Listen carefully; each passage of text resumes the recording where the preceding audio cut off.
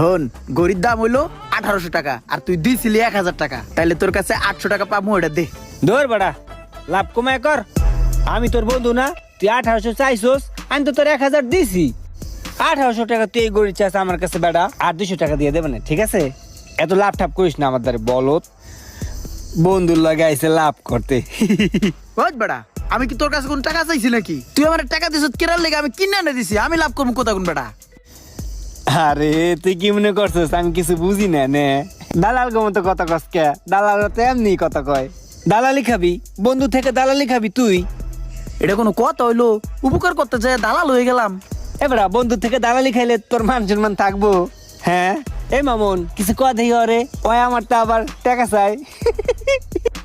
আরে আর দেওয়া লাগবে না, থো, ও তো এরকমই। আমার লাইটে তুন কিছু খাইছিস না, আবার আর একটা তুন কিছু খাইছ, পোষাই যাইবো। যা সর সর আট।